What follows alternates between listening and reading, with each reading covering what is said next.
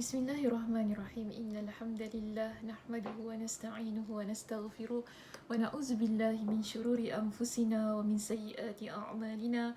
May yahdihillahu fala mudilla lahu wa may yudlilhu fala hadiyalah. Wa asyhadu an la ilaha illallah wahdahu la syarika lah wa asyhadu anna Muhammadan 'abduhu wa rasuluh. Amma ba'd. Rabbi shrah li sadri wa yassir li amri wahlul 'uqdatam min lisani yafqahu qawli.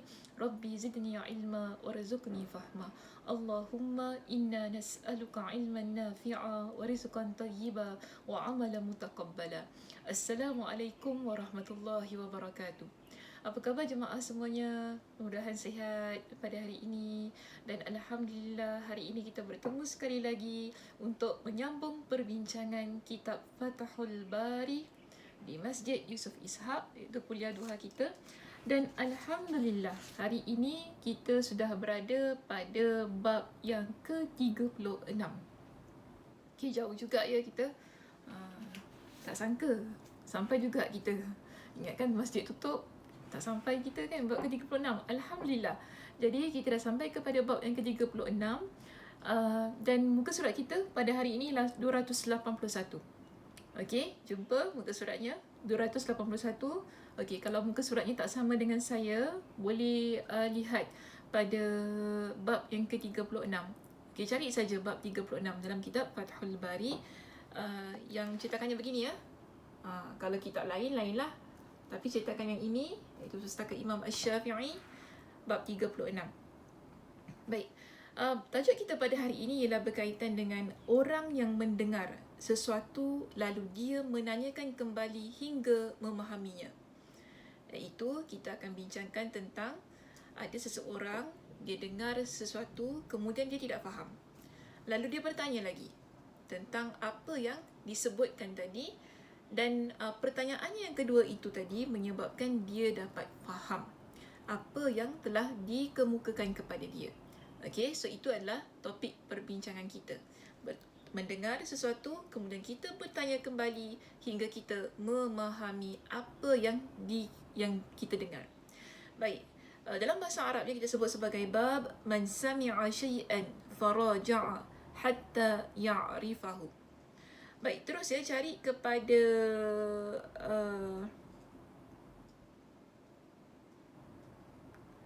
Haddatsani Ibnu Abi Mulaikah.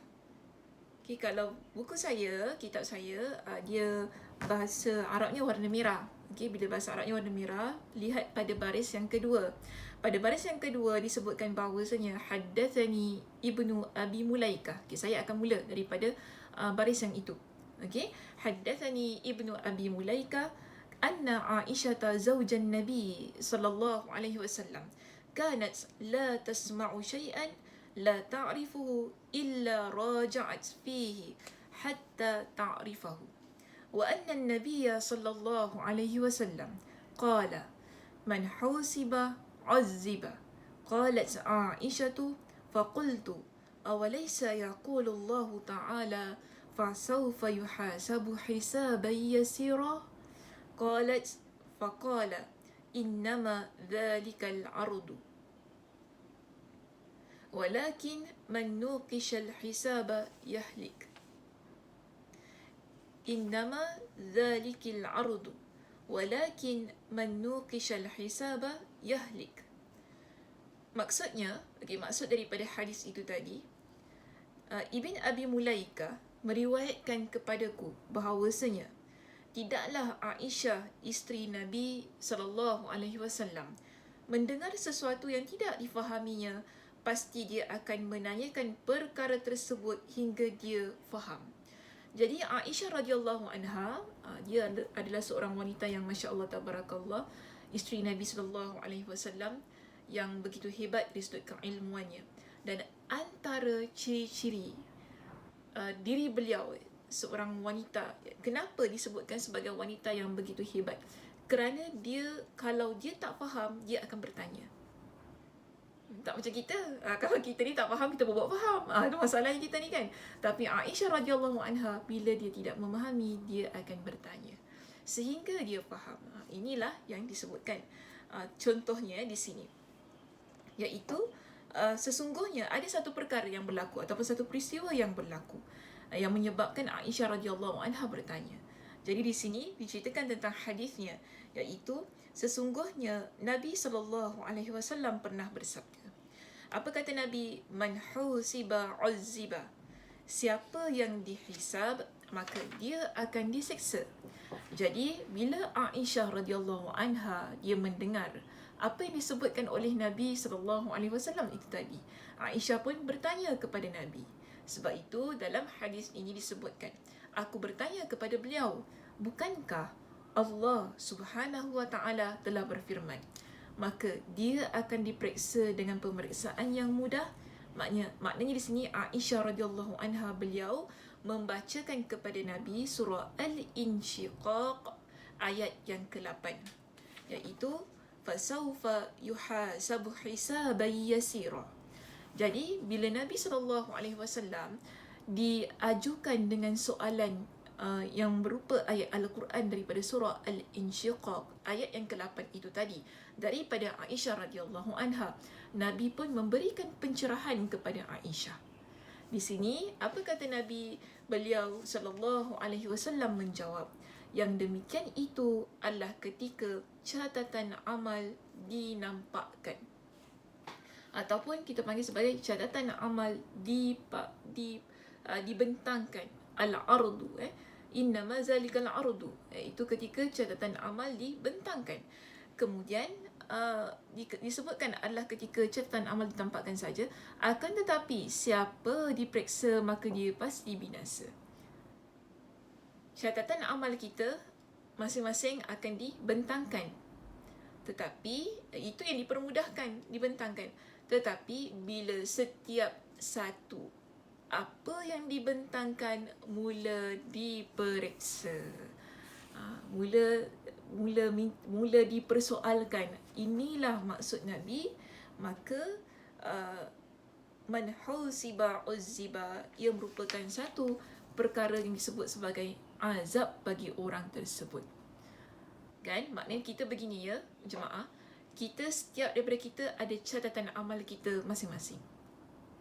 Setiap perbuatan kita, senang saya nak kata begini kita ada kitab kita masing-masing, kita ada buku kita masing-masing yang dicatat untuk dipersembahkan kepada Allah.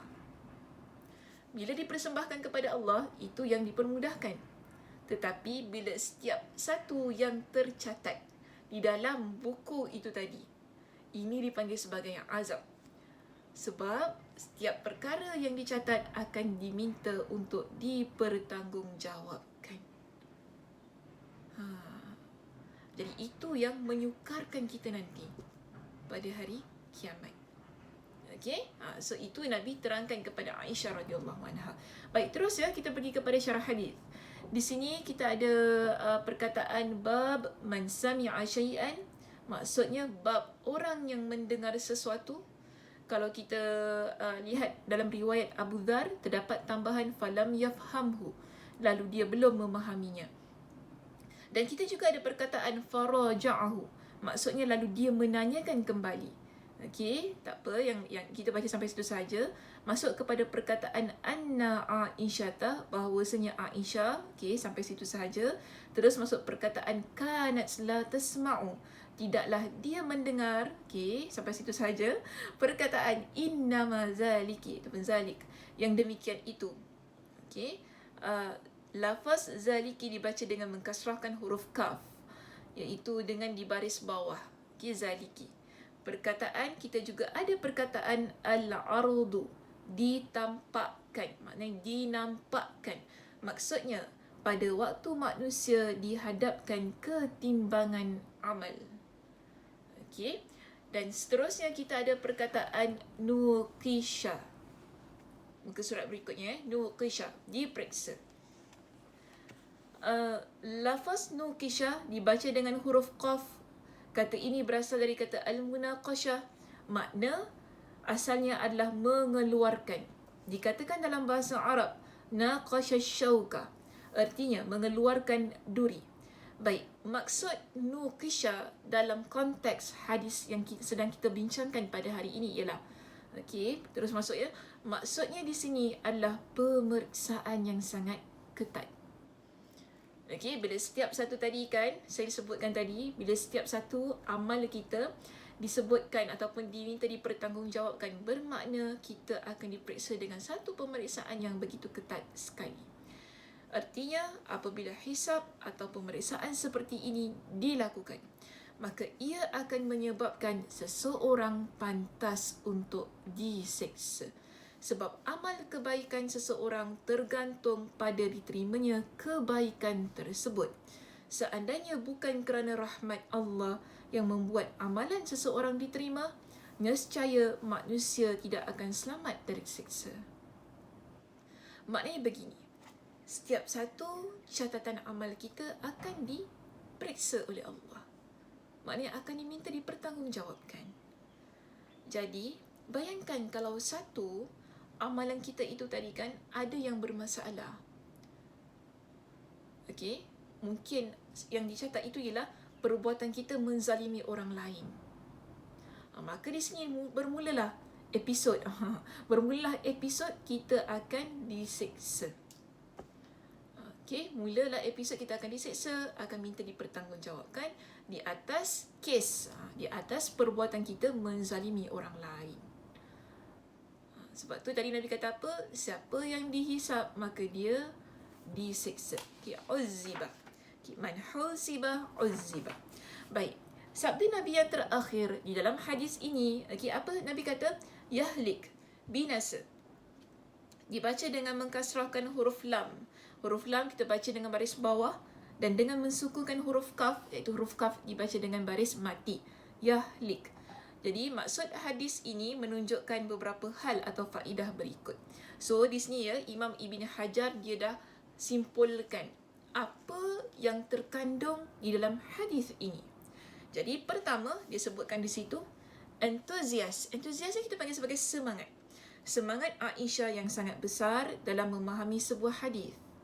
Iaitu bila kita lihat dalam hadis ini, bila Nabi kata apa? Man husiba uzziba, Aisyah dia tak faham apa yang disebutkan oleh Nabi SAW itu tadi. Sebab itu Aisyah di sini kita lihat semangat dia. Ketika dia tak faham tadi, dia pun bertanya kepada Nabi. So itu kita panggil sebagai semangat yang ada pada Aisyah yang begitu besar dalam diri dia dalam memahami sesebuah hadis. Jadi di sini ya, kita juga begitu. Bila kita tidak memahami tentang sesuatu perkara, maka baiknya bila kita bertanya. Okey, bertanya kerana untuk faham ya, bukan bertanya untuk menguji ataupun sagi-sagi tanya, nak tengok usaha tu bagus ke tidak. Kadang-kadang begitu juga keadaan kita. Masalah tu sebenarnya. Tapi kalau kita betul-betul bertanya untuk memahami apa yang tidak kita fahami, itu okey. Itu yang digalakkan dalam agama kita. Supaya kita tidak tersalah faham terhadap apa yang tidak kita fahami itu tadi. Sebab tu kalau kita tak faham, jangan kita buat faham. Nanti kita akan jadi orang yang menyebarkan ajaran sesat. Okey, baik. Seterusnya yang kedua, Nabi SAW tidak merasa bosan dengan pertanyaan-pertanyaan berhubungan dengan ilmu yang diajukan kepada beliau. Jadi di sini kita lihat ya, bila Aisyah radhiyallahu anha bertanya kepada Nabi SAW, adakah Nabi menolak apa yang dipertanyakan? Di sini kita dapati Nabi tidak bosan dengan apa yang diajukan oleh Aisyah, bahkan Nabi memberikan pencerahan kepada Aisyah dengan satu pencerahan yang baik. Maknanya Nabi jelaskan lagi ada bentuk-bentuk pengkhususan yang berlaku dalam peristiwa itu tadi. Baik, yang ketiga, dibolehkannya melakukan diskusi. Maknanya kita boleh melakukan discussion. Kita boleh bertanya, kemudian kita boleh melakukan perbincangan di kalangan kita. Tidak menjadi masalah.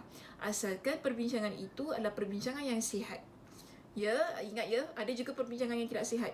Perbincangan yang tidak sihat ialah sengaja mencari kesilapan orang lain. Perbincangan yang tak sihat juga kita boleh panggil sebagai perbincangan yang ingin menjatuhkan keilmuan orang lain. Semua ini adalah perbincangan yang tidak seharusnya untuk kita ikuti. Tetapi kalau perbincangan itu ialah untuk menambah ilmu kita, untuk memberikan pencerahan yang lebih detail ataupun yang lebih jelas, kan, itu seharusnya berlaku.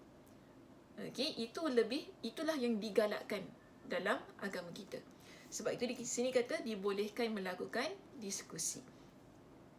Baik, yang keempat, korelasi atau keterkaitan antara As-Sunnah dan Al-Quran. Maksudnya apa jemaah? Di sini kita lihat dalam Al-Quran, dalam perbincangan hadis kita tadi ada korelasi. Korelasi itu maksudnya keterkaitan. Ada kaitan antara hadis dan juga Al-Quran. Okey, sebab itu tadi bila Nabi SAW menyebut, bila Nabi SAW kata man husiba uziba, itu Al-Quran ke hadis jemaah? Itu adalah hadis. Okey, itu adalah hadis Nabi SAW. Tapi kemudian Aisyah dia datangkan ayat Al-Quran. Itu surah Al-Insyiqaq ayat yang ke-8 tadi kan. Surah Al-Insyiqaq ayat yang ke-8, Aisyah kemukakan ayat Al-Quran kepada Nabi untuk lihat di mana letaknya keterkaitan atau di mana letaknya kaitan antara apa yang Nabi SAW ucapkan itu tadi dengan ayat Al-Quran. Sebab menurut Aisyah, ayat Al-Quran sebut tentang perkara yang lain, tapi bila Nabi sebut lain pula. Maka di sini datangnya hadis Nabi yang lain. Itu Nabi terangkan tadi kan dengan perkataan Nabi, innama dhalikil ardu walakin man nuqishal hisaba yahlik. Nabi terangkan dengan hadis Nabi, iaitu dengan ucapan Nabi, bahawasanya itu yang dalam Al-Quran yang disebutkan tentang orang yang dipermudahkan hisabnya ialah ketika dibentangkan, dinampakkan amalnya. Tapi bila ia mula diperiksa, itu disebut sebagai kebinasaan ataupun diseksa. So Nabi terangkan. Maka di sini kita lihat ada kaitannya antara Al-Quran dan hadis Nabi SAW. Sama juga ada satu contoh boleh saya bawa di sini. Tak dalam kitab ya jemaah, tapi saya nak jelaskan tentang contoh lain yang berlaku, yang mana daripada Aisyah juga. Bila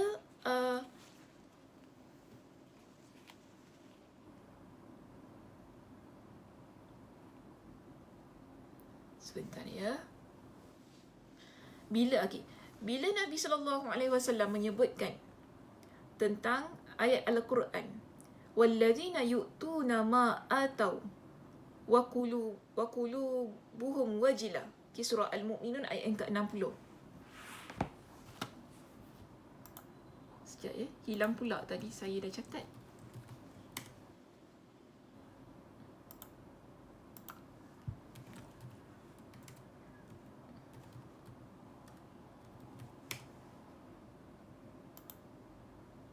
Maaf ya, sekejap. Yang penting, siapa yang ada Al-Quran, buka surah Al-Mu'minun ayat yang ke-60. Okey, buka surah Al-Mu'minun ayat yang ke-60. Ataupun catat terlebih dahulu. Buka surah Al-Mu'minun ayat yang ke-60.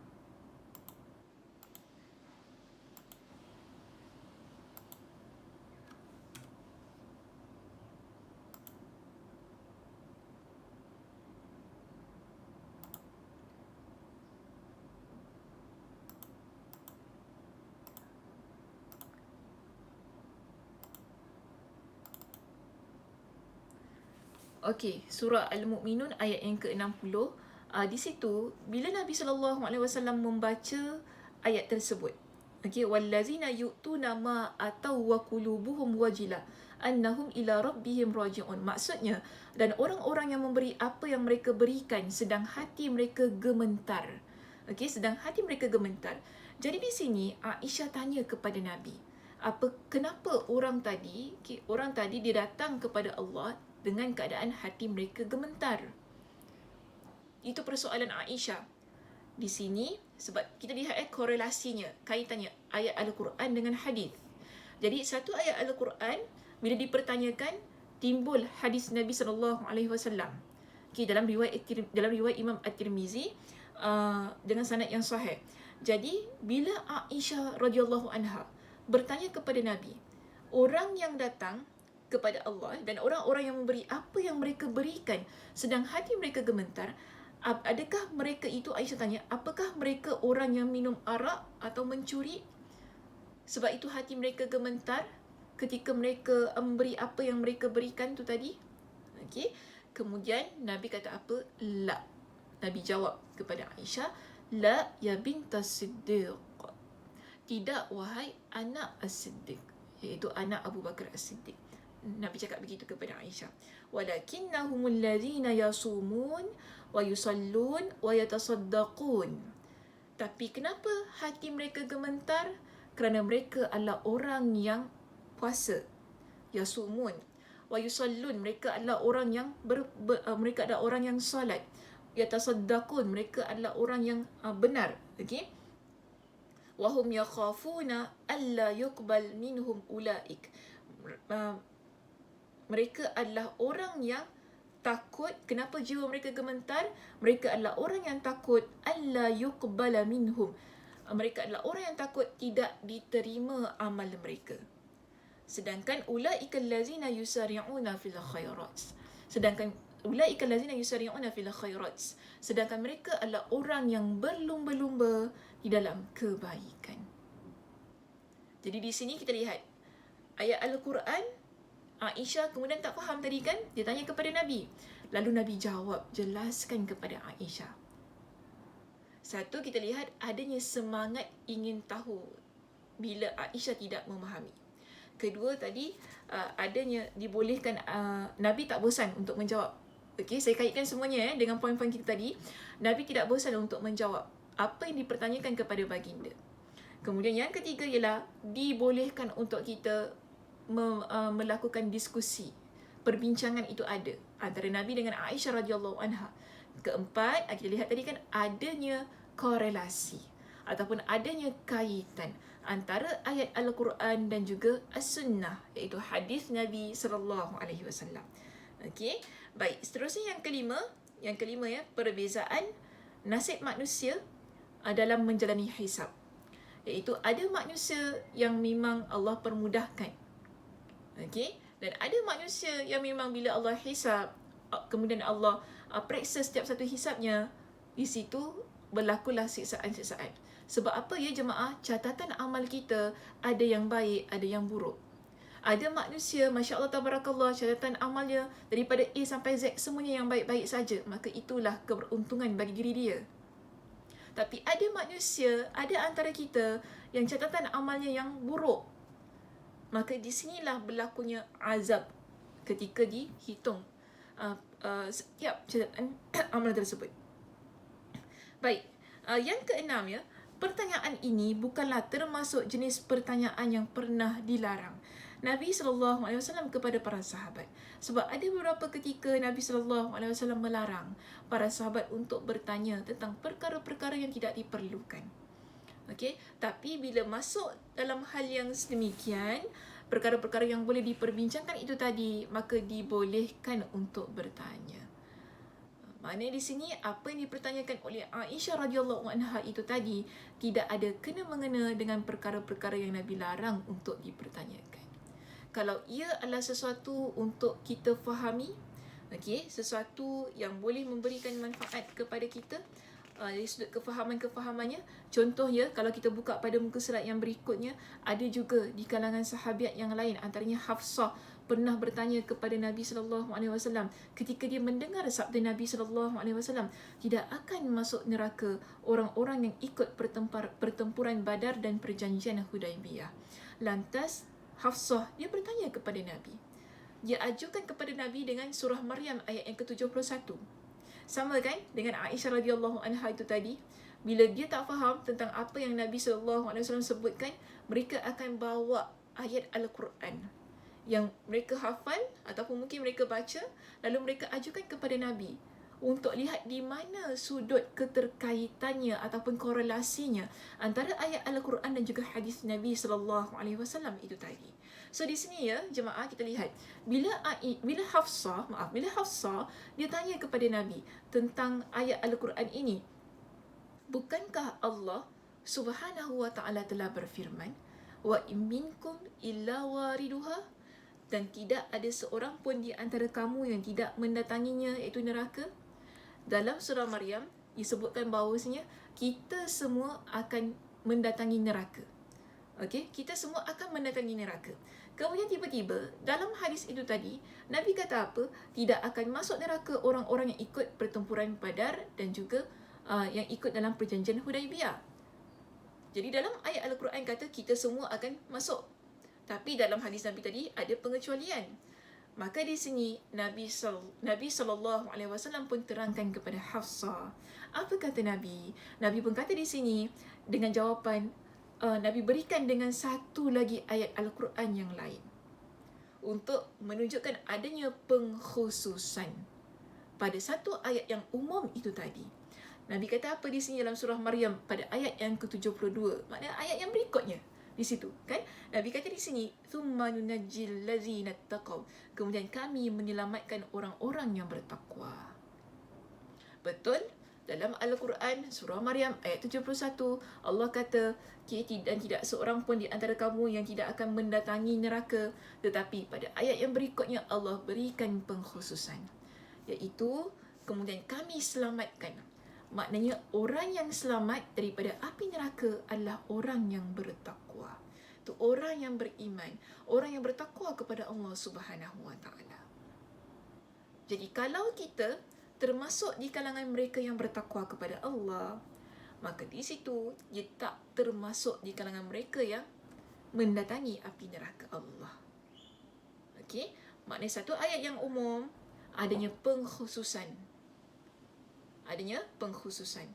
Dan pengkhususannya itu tadi Nabi sebutkan ada pada surah Maryam ayat yang ke-72. Okey, baik. Seterusnya kita juga ada contoh di sini. Begitu pula halnya ketika firman Allah Subhanahu Wa Taala turun, alladzina amanu wa lam yalbisu imanahum bizulmin. Surah Al-An'am ayat 82. Saya kira kita pernah bincangkan tentang ayat ini tentang diskusi ini. Di mana? Siapa masih ingat? Kalau ingatlah, kalau tak ingat tu jilid kedua ke jilid yang pertama? Kitab Al-Ilm ke Kitab Al-Iman? Saya tak nak cakap lah. Nanti buat homework sendiri ya, jemaah. Sebab kita pernah bincangkan dalam kuliah kita Fathul Bari tentang ayat ini, iaitu allazina amanu wa lam yalbisu imanahum bizulmin. Orang-orang yang beriman dan tidak mencampur adukkan iman mereka dengan syirik. Itu surah Al-An'am ayat 82. Jadi para sahabat ketika diturunkan ayat ini, mereka bertanya kepada Rasulullah, adakah di antara kami yang tidak pernah menzalimi diri sendiri? Kan? Kemudian lantas pertanyaan ini dijawab dengan bahawa maksud kezaliman pada ayat tersebut adalah syirik. Iaitu Nabi datangkan dengan satu lagi ayat Al-Quran, surah Luqman ayat yang ke-13, ayat yang ke-13, inna syirka la zulmun azimun.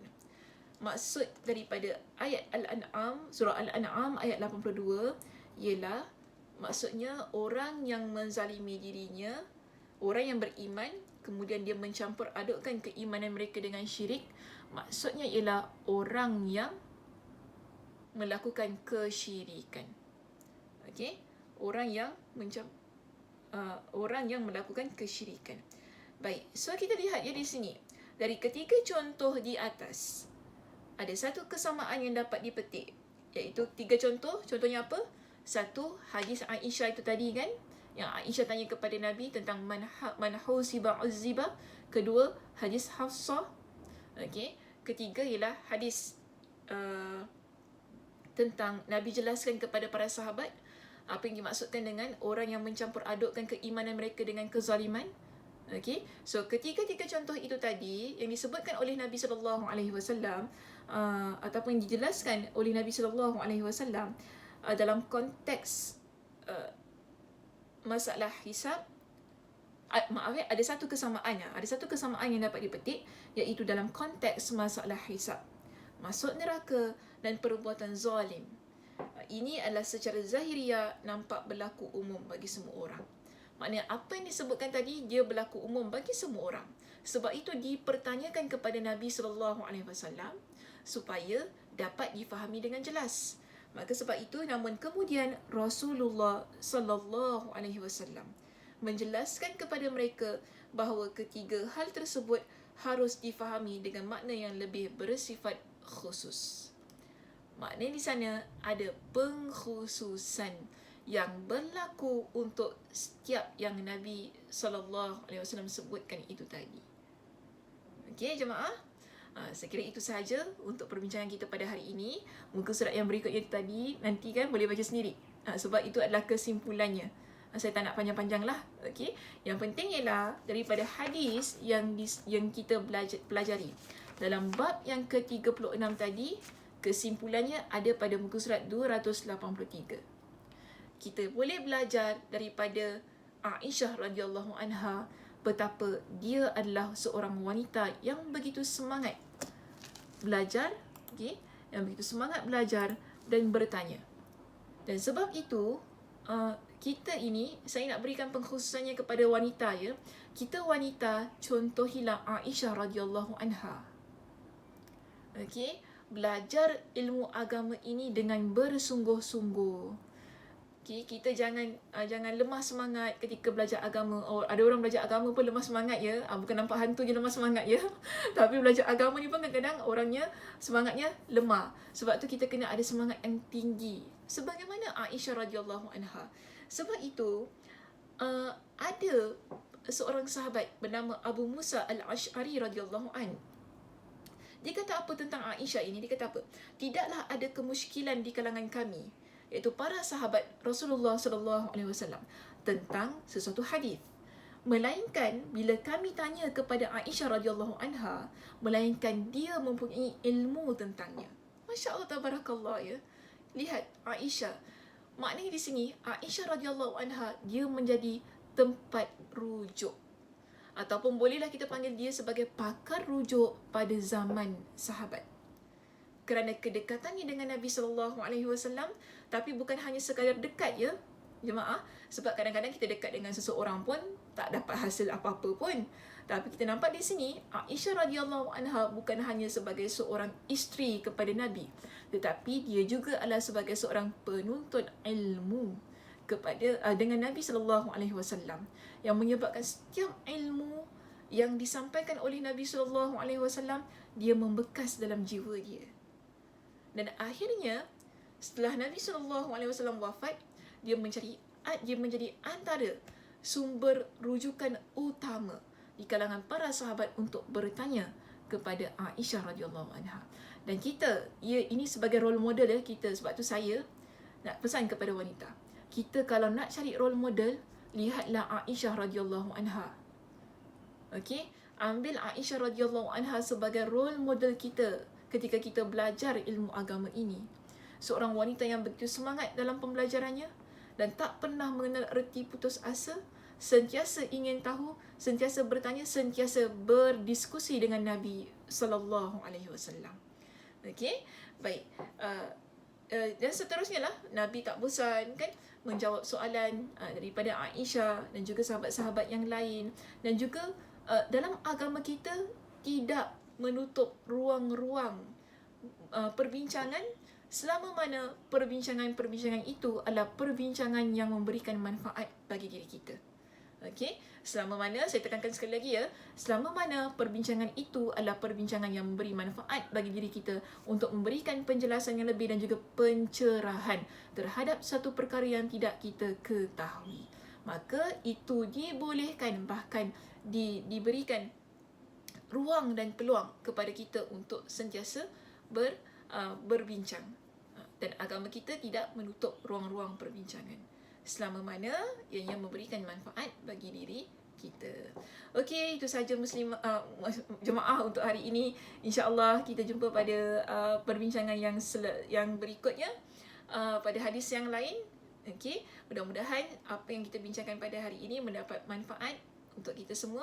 Saya tutupi perbincangan kita dengan tasbih kafarah. Subhanakallahumma wa bihamdika asyhadu an la ilaha illa anta astaghfiruka wa atubu ilaik. Assalamualaikum warahmatullahi wabarakatuh.